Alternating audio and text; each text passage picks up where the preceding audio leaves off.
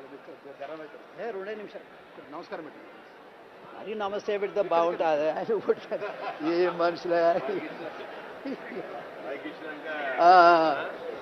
అది అదే సరే కానీ అని కాలం అంతే.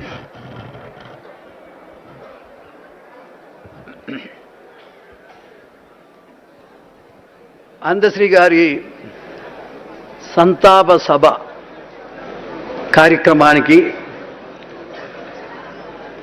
నన్ను పిలిచి మాట్లాడమని చెప్తున్నందుకు రాష్ట్ర ప్రభుత్వానికి, ముఖ్యంగా మన లక్ష్మణ్ గారికి ధన్యవాదాలు. ఏదేమైనా మన ముఖ్యమంత్రి గారు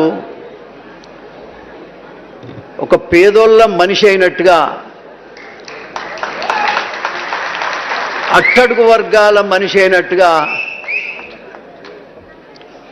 పేదోళ్ళ యొక్క మనసులో ఏముందో గమనించగలిగేటువంటి స్థితిలో వారు ముందుకు పోతున్నందుకు ప్రత్యేకంగా ఒక కౌగలింపు తీస్తే చాలు, నేను వెళ్ళిపోతానే. రేవంత్ రెడ్డి గారు, ముఖ్యమంత్రి గారు రండి.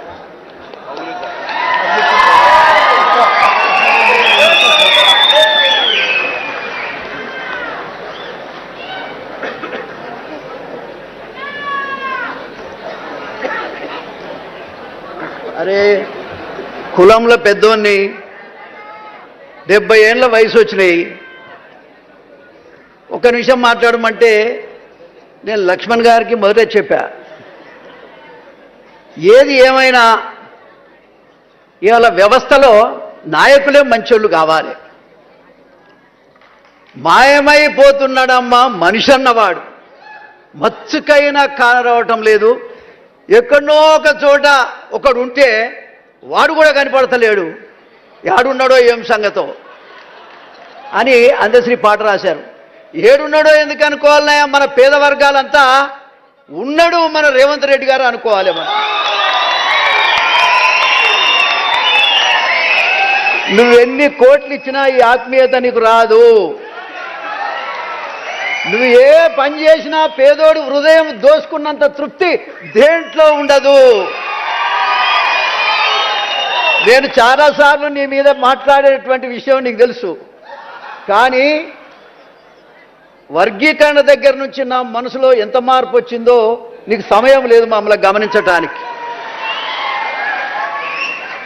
మనుషుల్ని మార్చేది మంచితనం. అందశ్రీ గారు చదువుకోలేదు, అసలు ఈయనకు నాకైతే ఎప్పుడు నేను కనబడ్డది కూడా లేదు, నేను ఎప్పుడు చూసింది కూడా లేదు. కానీ చచ్చిపోయిన తర్వాత అసలు కులమే కులమో కాదంటున్నారు, ఏంటి గోలని చెప్పేసి నేను యూట్యూబ్లో వెతుకుని మొదలు పెడితే ఆయన ఎక్కడ కూడా తన కులాన్ని గురించి చెప్పకపోతే చివరికి నేను ఎవరది పేపర్తి విలేజ్కి అక్కడ ఉన్నటువంటి నాకు తెలిసిన వాళ్లకు పంపించి అసలు ఎక్కడ పుట్టిండే ఆయన సంగతి ఏందో చెప్పు, మరి ఎట్లా మాట్లాడాలి రేపు పొద్దున అంటే, ఆయన మాల్య కులంలో పుట్టిండు, కానీ ఎక్కడ ఆయన చెప్పుకున్నటువంటి సందర్భం లేదు. కానీ నేను గర్వపడుతున్నా, నేను ఒక దళితుడిగా, దళిత వర్గాల్లో కూడా ఒక మాదిగ కులస్తుడిగా నేను గర్వపడుతున్నా. మా గద్దరన్నను చూసి నేను గర్వపడుతున్నా, మా జయరాజ్ అన్నను చూసి కూడా గర్వపడుతున్నా. తెలంగాణ వచ్చిన తర్వాత మా ఒళ్ళు ఎంత చైతన్యమైందంటే, ఇంటికో డప్పు, ప్రతి హృదయం కూడా కళాకారుడై సమాజంలో జరుగుతున్నటువంటి అన్యాయాన్ని గొంతెత్తి స్థాయికి మాత్రం ఎదిగింది. మాకేం రాలే, దళిత వర్గాలకు పేద వర్గాలకు ఏమీ రాలే, కానీ చైతన్యం వచ్చింది. ఆ చైతన్యాన్ని ముఖ్యంగా ముందుండి నడిపించినటువంటి నాయకుడే అందశ్రీ అని కూడా ఈ సందర్భంగా నేను తెలియజేస్తా ఉన్నా. నీకేం కావాలి? నువ్వు ఎన్ని రోజులు ఉంటావో ఉండు ముఖ్యమంత్రి, మేము కాపాడుకుంటాం.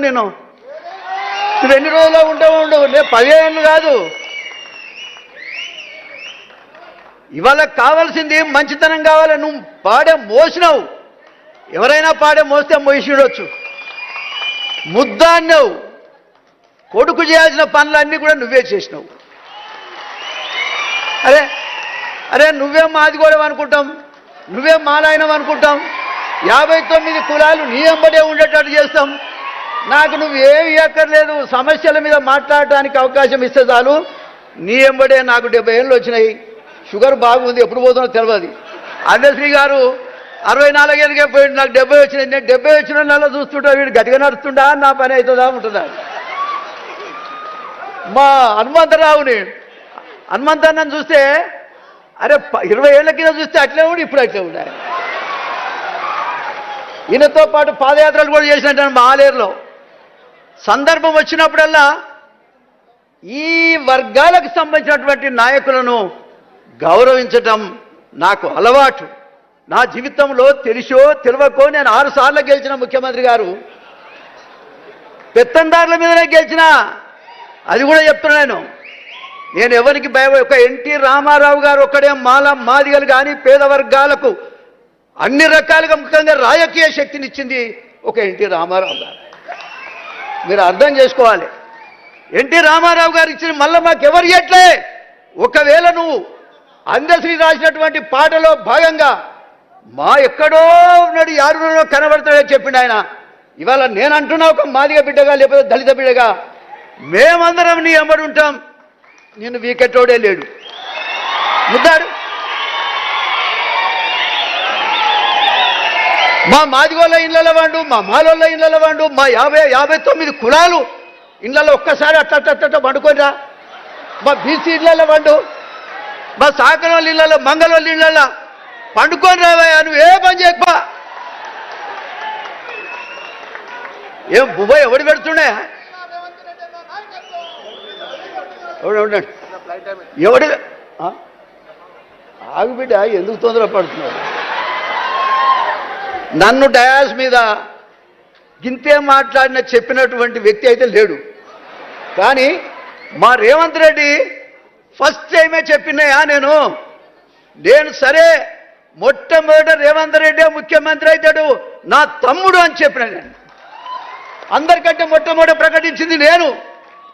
కానీ ఏం చేద్దాం, కాలం ఇట్లా గడిచి వస్తూ ఉంది.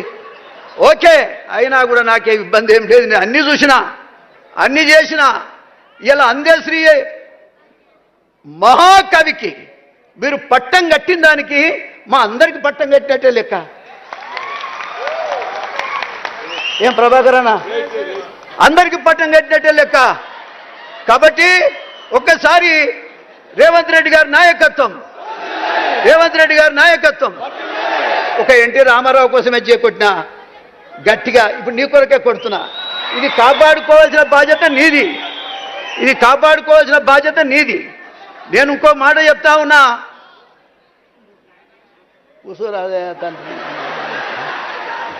ఇగో మా కులాల్లో కూడా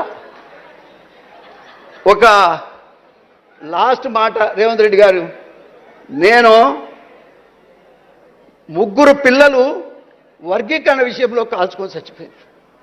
మళ్ళా మాడి వస్తే ఆ హాస్పిటల్కు నేనే పోయినా. నేను పోయి వాళ్ళు చనిపోయినటువంటి దశ వరకు నేనే ఉన్నా. నువ్వు వర్గీకరణ చేసిన తర్వాత అసెంబ్లీలో నువ్వు మాట్లాడినాక డైరెక్ట్గా నేను అంబేద్కర్ విగ్రహానికి దండేసి ఆ చనిపోయిన ఇండ్లు హ్యాబిట్స్లో ఉన్నాయి, ఎక్కడనో కాదు, హ్యాబిట్స్లో ఉన్నాయి. మీరు ఇచ్చినటువంటి స్టేట్మెంట్ని తీసుకొని చక్కగా స్పీడ్ తోటి వాళ్ళు ఇళ్లలో పోయిన వాళ్ళు బిచ్చగాళ్ళు ఉన్నట్టున్నారు. 4 ఈ 4 పాపం ఏమీ లేదు.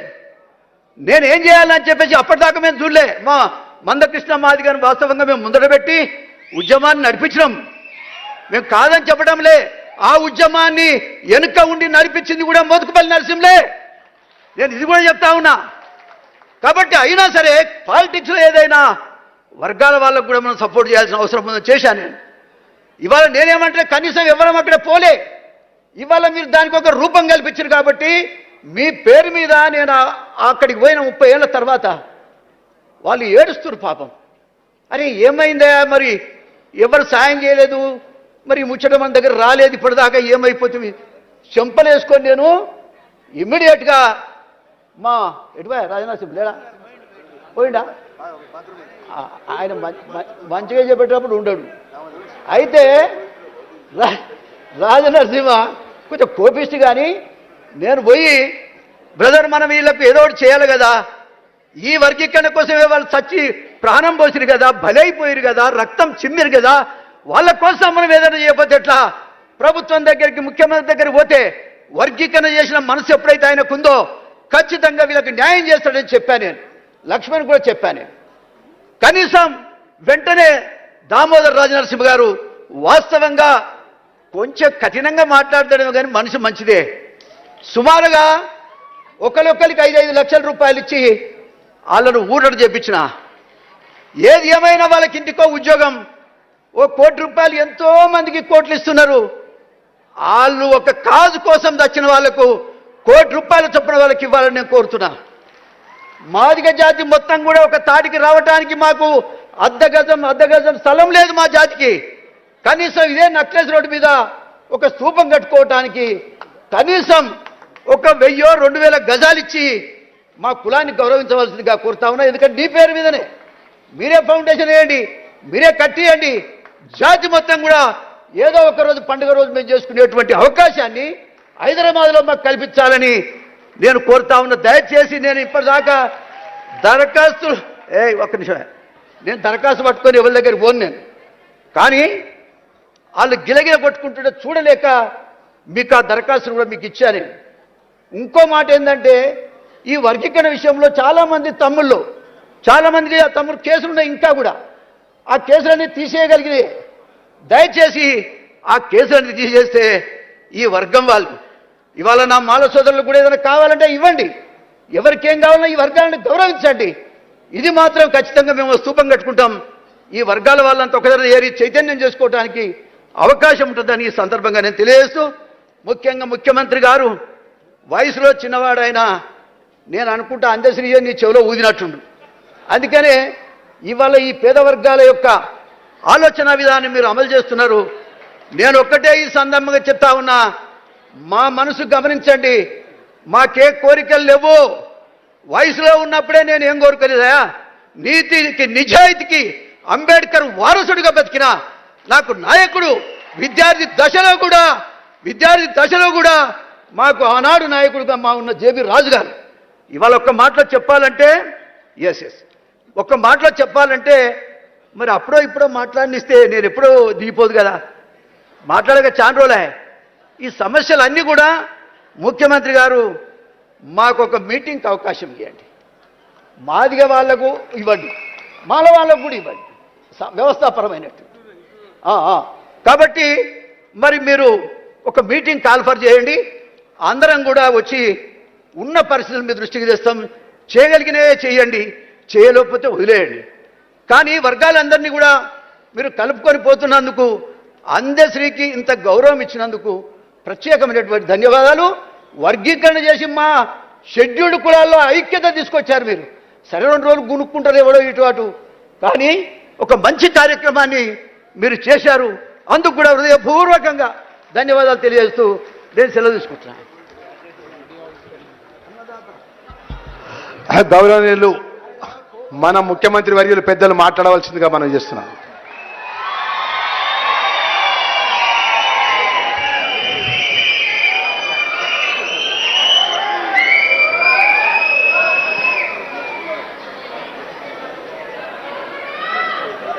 నాకు అత్యంత ఆప్తుడు, మనసుకు చాలా దగ్గరివాడు, అందశ్రీ గారి యాదిలో ఈ సంస్మరణ సభ ఏర్పాటు చేసి